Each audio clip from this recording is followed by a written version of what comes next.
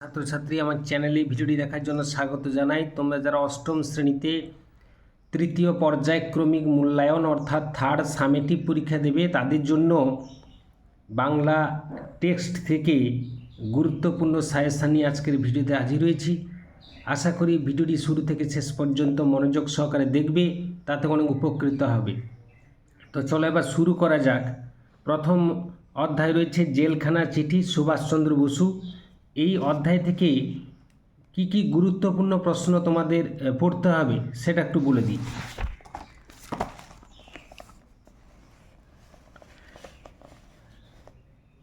দুয়ের দাগে প্রশ্নগুলো খুবই গুরুত্বপূর্ণ। যে প্রশ্নগুলো খুবই গুরুত্বপূর্ণ তার পাশে 3টি তারকা চিহ্ন উল্লেখ করা রয়েছে। যেটা একটু কম গুরুত্বপূর্ণ দুটো, তার থেকে আরও কম একটা। তো জেনে নিই। 2-1 তোমার পাঠ্যপত্রখানি কে কোথা থেকে কাকে লিখেছিলেন, খুবই গুরুত্বপূর্ণ প্রশ্ন। এরপরে বন্দি দশায় মানুষের মনে শক্তি সঞ্চারিত হয় কিভাবে। 2-4 মান্দালয় জেল কোথায় অবস্থিত। ভারতীয় জেল বিষয়ে একটি পুস্তক সুভাষচন্দ্রের লেখা হয়ে ওঠেনি কেন। সুভাষচন্দ্র কেন দিলীপ রায় প্রেরিত বইগুলি ফেরত পাঠাতে পারেননি।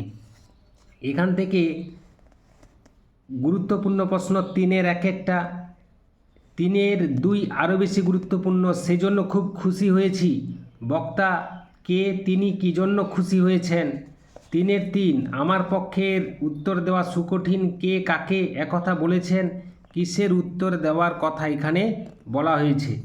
এরপরে পরবর্তী পেজে আমরা চলে যাব।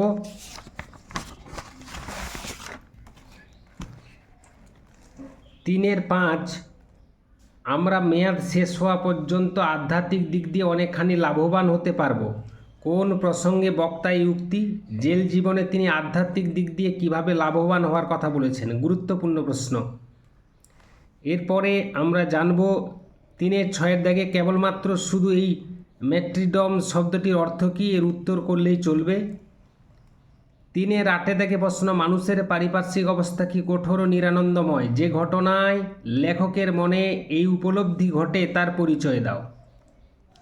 এছাড়া এখান থেকে করবে 3-10 কারাগারে বসে নেতাজি যে ভাবনা, যে অনুভব, তার অনেকখানি কেন অকথিত রাখতে হবে। এছাড়া অশুদ্ধি সংশোধন 4 দাগে করবে। 5 দাগে সমাসবদ্ধ পদ বেছে নিয়ে ব্যাসবাক্য সহ সমাস করতে হবে। এরপর পরবর্তী পৃষ্ঠায় নির্দেশ অনুসারে বাক্য পরিবর্তন, এটা তোমাদের করতে হবে। এছাড়া 8-1 কেবলমাত্র করবে, শুধু শাস্তি দেওয়া নয়, সংশোধনই হওয়া উচিত জেলের প্রকৃত উদ্দেশ্য। তুমি কি এই বক্তব্যের সঙ্গে একমত, তোমার উত্তরের পক্ষে যুক্তি দাও। এই অধ্যায় শেষ হলে পরবর্তী অধ্যায়ে আমরা চলে যাব। স্বাধীনতা ল্যাংস্টন হিউজ। স্বাধীনতা এই কবিতাটি নেওয়া হয়েছে 100 বছরের শ্রেষ্ঠ নিগ্র কবিতা গ্রন্থ থেকে। তা এই অধ্যায় থেকে কোন কোন প্রশ্ন খুবই গুরুত্বপূর্ণ এবং আমাদের অবশ্যই প্রস্তুত করে যেতে হবে। 2-1 স্বাধীনতা বলতে কী বোঝো, কী কী বিষয়ে মানুষের স্বাধীনতা প্রয়োজন বলে তুমি মনে করো, খুবই গুরুত্বপূর্ণ প্রশ্ন। 2-2 মানুষ পরাধীন হয় কখন। 2-3 পরাধীন মানুষের স্বাধীনতা পাওয়ার পথগুলো কী কী, এটা মোস্ট ইম্পর্ট্যান্ট কোশ্চেন। 2-5 দাগে প্রশ্নটা পড়বে। 2-6 দাগে প্রশ্নটাও গুরুত্বপূর্ণ রয়েছে। আগামীকালের রুটি দিয়ে কি আজ বাঁচা যায়, এখানে আগামীকাল আজ বলতে কি বোঝানো হয়েছে। এছাড়া এই অধ্যায় থেকে যে তাৎপর্যটা অবশ্যই করতে হবে সেটি হচ্ছে 3-2টা খুবই গুরুত্বপূর্ণ, স্বাধীনতা একটি শক্তিশালী বীজ প্রবাহ। এছাড়া 3-4 স্বাধীনতা আমার প্রয়োজন তোমার যেমন। এছাড়া 4 দাগে ব্যাসবাক্য সহ সমাস নির্ণয় করতে হবে। এই ছিল এই অধ্যায়ের সাজেশান। এরপরে আমরা চলে যাব পরবর্তী অধ্যায়ে। আদাব গল্পটি রচয়িতা হলেন সমরেশ বসু। এই আদাব গল্পটি নেওয়া হয়েছে সমরেশ বসুর গল্প সমগ্র গ্রন্থ থেকে। এই অধ্যায় থেকে সাজেশান আমরা জেনে নেব। সমরেশ বসুর ছদ্মনাম কি, খুবই গুরুত্বপূর্ণ প্রশ্ন, উত্তর হবে কালকুট। 2-এর দাগেগুলো সবগুলো প্রশ্ন কিন্তু গুরুত্বপূর্ণ, তোমাদের এইগুলো প্রস্তুত করে যেতেই হবে। এরপরে 3-1 দাগে শহরে 144 ধারা আর কারফিউ জারি হয়েছে, লেখকের অনুসরণে গল্প ঘটনার রাতের দৃশ্য বর্ণনা করো। এর মধ্যে গুরুত্বপূর্ণ প্রশ্ন এই দাগের 3-2 এবং 3-4 প্রশ্ন দুটো খুবই গুরুত্বপূর্ণ, এটা অবশ্যই তোমরা কিন্তু প্রস্তুত করে যাবে। এরপরে 4-1 দাগেও গুরুত্বপূর্ণ রয়েছে, রাত্রি নিস্তব্ধতাকে কাঁপিয়ে দিয়ে মিলিটারি টহলদার গাড়িটি একবার ভিক্টোরিয়া পার্কের পাশ দিয়ে পাক খেয়ে গেল। এই তাৎপর্যটা গুরুত্বপূর্ণ। এছাড়া এখান থেকে আর যে প্রশ্নগুলো প্রস্তুত করবে সেগুলো হলো 4-2 ডাস্টবিনের দুই পাশে দুটি প্রাণী, নিশ্চল, নিস্পন্দ, নিশ্চল। অন্ধকারের মধ্যে দু চোখ অবিশ্বাসে উত্তেজনা আবার বড় বড় হয়ে উঠল। সুতা মজুরের বুকের মধ্যে টনটন করে, খুবই গুরুত্বপূর্ণ প্রশ্ন। এছাড়া 4-6 4-5 থেকেও গুরুত্বপূর্ণ প্রশ্ন, এটা অবশ্যই তোমরা প্রস্তুত করে যাবে। ভুলুম না ভাই এই রাতের কথা। এছাড়া এখান থেকে 5 দাগেটা করবে, আর 7 দাগেটা অর্থাৎ ব্যাস বাক্য সহ সমাসের নাম লেখো, এটি দেখে যাবে। এই অধ্যায় থেকে আর যে প্রশ্নগুলো করতে হবে সেটি হলো 10 দাগে নির্দেশ অনুসারে বাক্য পরিবর্তন করো। এছাড়া পড়বে 11 দাগে ক্রিয়ার কাল নির্দেশ করো। এরপর আমরা চলে যাব পরবর্তী শিকল পরার গান। রচয়িতা বিদ্রোহী কবি কাজী নজরুল ইসলাম। শিকল পরার গান কবিতাটি নেওয়া হয়েছে তাঁর লেখা অর্থাৎ কাজী নজরুল ইসলামের লেখা বিষের বাঁশি কাব্যগ্রন্থ থেকে। এই অধ্যায়ে কি কি প্রশ্ন পড়তে হবে সেটা আমরা জেনে নেব।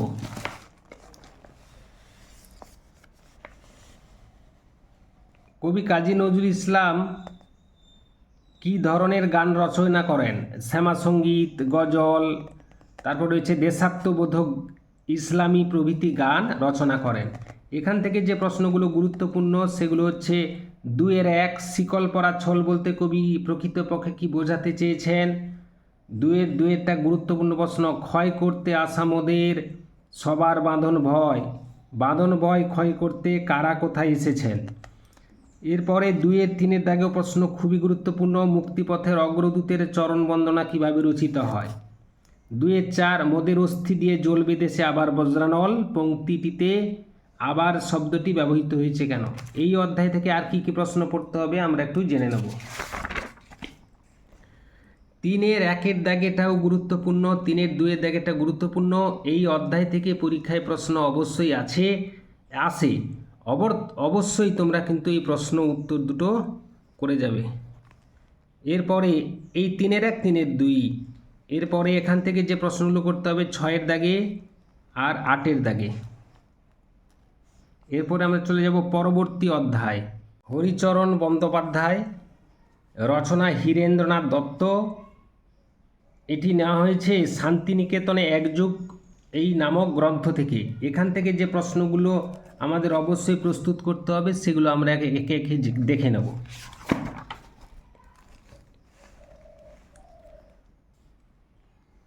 হীরেন্দ্রনাথ দত্ত কি নামে সমধিক পরিচিত? উত্তর হবে ইন্দ্রজিৎ নামে সমধিক পরিচিত। এখান থেকে যে প্রশ্নগুলো গুরুত্বপূর্ণ, 2-2 দাগে এর কৃতিত্ব অনেকাংশে শান্তিনিকেতনের প্রাপ্য। কোন কৃতিত্বের কথা বলা হয়েছে? তার বহুলাংশে শান্তিনিকেতনের প্রাপ্য বলে লেখক মনে করেছেন কেন। 2-3 দাগে আমাদের শিক্ষাক্ষেত্রে শান্তিনিকেতনের দান অপরিসীম, লেখক এ প্রসঙ্গে শান্তিনিকেতনে কোন কোন গুরুত্বপূর্ণ অবদানের উল্লেখ করেছেন। এখান থেকে পড়বে 2-5 দাগে শান্তিনিকেতনের সঙ্গে হরিচরণ বন্দ্যোপাধ্যায়ের সম্পর্ক কিভাবে গড়ে উঠেছিল, প্রবন্ধ অনুসরণে তার সারস্বত সাধনার পরিচয় দাও। এছাড়া 2-8 দাগে প্রশ্ন খুবই গুরুত্বপূর্ণ, একক প্রচেষ্টায় এরূপ বিরাট কাজের দৃষ্টান্ত বিরল। কোন কাজের কথা বলা হয়েছে কি বিরাট কাজ বলা হয়েছে বা বলার কারণ কি। এখান থেকে যে প্রশ্ন আরও করতে হবে সেটা আমরা দেখে নেব। 2-9 দাগে কেবলমাত্র ওই শ্লোকটি কার লেখা এইটুকু পড়লেই চলবে। হরিচরণ বাবুকে দেখে তার সম্পর্কিত শ্লোকটি আমরা মনে পড়ে যেত, শ্লোকটি কার লেখা এই উত্তরটা করবে। পরবর্তী প্রশ্ন, হরিচরণ বন্দ্যোপাধ্যায়ের সংকলিত অভিধানটির নাম কি? এই 2-10 দাগে প্রশ্নের এই প্রশ্নের উত্তরটা রেডি করবে। এছাড়া এখান থেকে আর কোনো কিছু সাজেশান আপাতত নেই। এরপরে আমরা চলে যাব পরবর্তী অধ্যায়। ঘুরে দাঁড়াও প্রণবেন্দু দাশগুপ্ত। ঘুরে দাঁড়াও কবিতাটি নেওয়া হয়েছে প্রণবেন্দু দাশগুপ্ত রচিত কবিতা সংকলন নামক গ্রন্থ থেকে। এখান থেকে যে প্রশ্নটা গুরুত্বপূর্ণ সেগুলো আমরা জেনে নেব। 2-1 দাগে কবিতায় কবি কোন আহ্বান জানিয়েছেন? 2-2 দাগে প্রশ্নটা গুরুত্বপূর্ণ। ছোট্ট একটা তুক করে বাইরেটা পাল্টে দাও। বাইরেটা কী ধরনের বদল ঘটবে বলে কবি আশা করেছেন? সেই কাঙ্ক্ষিত বদল ঘটলে জীবন কিভাবে অন্যরকম হবে বলে কবি মনে করেন? 2-3 দাগেও প্রশ্ন খুবই গুরুত্বপূর্ণ। সরতে সরতে তুমি আর কোথায় সরবে, কবি কোথা থেকে এই স্মরণ লক্ষ্য করেছেন? এক্ষেত্রে তাঁর দেওয়া পরামর্শটি কী? এরপরে 3 দাগে প্রশ্ন উত্তরগুলো করবে, বাক্য পরিবর্তন করো। 4 দাগে প্রশ্ন অবশ্যই করতে হবে, ব্যাস বাক্য সহ সমাসের নাম লেখো। এই ছিল এই অধ্যায়ের সাজেশান। এরপরে আমরা চলে যাব পরবর্তী অধ্যায়। সুভা রবীন্দ্রনাথ ঠাকুরের লেখা। এই সুভা গল্পটি নেওয়া হয়েছে গল্পগুচ্ছ নামক গল্প সংকলন গ্রন্থ থেকে। এখান থেকে যে সাজেশান আসছে সেটা হচ্ছে 2 দাগে প্রশ্নটা খুবই গুরুত্বপূর্ণ। তার আগে বলে নিই, 1913 সালে সং অফারিংস অর্থাৎ গীতাঞ্জলি কাব্যগ্রন্থের জন্য প্রথম নোবেল পুরস্কার লাভ করেন রবীন্দ্রনাথ ঠাকুর। এছাড়া 2টি স্বাধীন দেশের অর্থাৎ ভারত ও বাংলাদেশের জাতীয় সঙ্গীত রচনা করে রবীন্দ্রনাথ ঠাকুর। বাংলাদেশের জাতীয় সঙ্গীত আমার সোনার বাংলা আমি তোমায় ভালোবাসি, আর ভারতবর্ষের জাতীয় সঙ্গীত জনগণ মন। এই দুটো গানের রচয়িতা রবীন্দ্রনাথ ঠাকুরের। সুভা গল্প থেকে কি কি পড়তে হবে? সুভা গল্প থেকে 2 দাগে সবগুলো প্রশ্নই গুরুত্বপূর্ণ। এখান থেকে একটি প্রশ্ন পরীক্ষায় অবশ্যই আসে। তোমরা এই প্রশ্নের উত্তরগুলো রেডি করবে। এছাড়া গুরুত্বপূর্ণ হচ্ছে 3-2 দাগে চণ্ডীপুর গ্রামের বর্ণনা দাও। 3-3 সব থেকে এই প্রশ্নের গুরুত্বপূর্ণ। এই 3 দাগে সুভার সঙ্গে সর্বস্বীয় পাঙ্গুলির সম্পর্ক কীরকম ছিল? 3-4টা গুরুত্বপূর্ণ। এই জন্য প্রতাপ মর্যাদা বুঝিত। প্রতাপের কাছে সুভা কীভাবে মর্যাদা পেত তা গল্প অবলম্বনে লেখো। 3-5 দাগে তাহাদের জাতি পরকাল রক্ষা হইল কাদের সম্পর্কে এই লেখক বলেছেন? তাঁর এরূপ মন্তব্যের কারণ কি? এছাড়া 4-1টা গুরুত্বপূর্ণ রয়েছে। 4-2 দাগে সবচেয়ে বেশি গুরুত্বপূর্ণ 4-2 এবং 4-3। এরপরে আমরা জেনে নেব এই অধ্যায়ের পরবর্তী প্রশ্ন। 4-3টা খুবই গুরুত্বপূর্ণ রয়েছে। অবশ্যই কিন্তু এই প্রশ্নের উত্তর প্রস্তুত করে যাওয়া উচিত। এখান থেকে যে প্রশ্নগুলো গুরুত্বপূর্ণ সেটা হচ্ছে 6 দাগে কেবল রয়েছে, বাক্য পরিবর্তন করে এগুলো একটু দেখে যাবে। এরপরে আমরা চলে যাব পরবর্তী অধ্যায়ে। পরাজয় শান্তিপ্রিয় বন্দ্যোপাধ্যায়। পরাজয় গল্পটি নেওয়া হয়েছে খেলার খেলা গ্রন্থ থেকে। এখান থেকে গুরুত্বপূর্ণ যে প্রশ্নগুলো সেগুলো হচ্ছে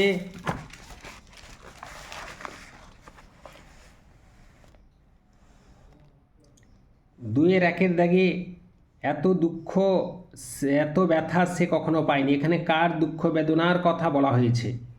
2-2 দাগে রঞ্জনদা তুমি কাল ক্লাবে যাওনি, এই প্রশ্নের উত্তরে রঞ্জন কি বলেছিল? 2-4 দাগে সিদ্ধান্তটা নেওয়ার পর রঞ্জনের মন অনেকটা শান্ত হলো, এখানে রঞ্জনের কোন সিদ্ধান্তের কথা বলা হয়েছে? 2-5 দাগে প্রশ্ন গুরুত্বপূর্ণ, ঘোষদা একটা বড় খবর আছে, কি সেই বড় খবর?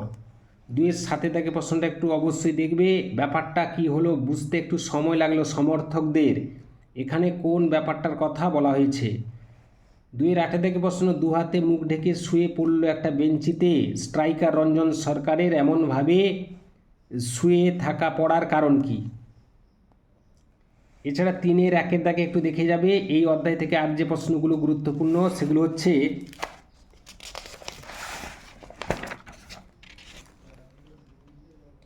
3-3 ঠিক 1 বছর আগের ঘটনা। 1 বছর আগের কোন ঘটনা ঘটেছিল?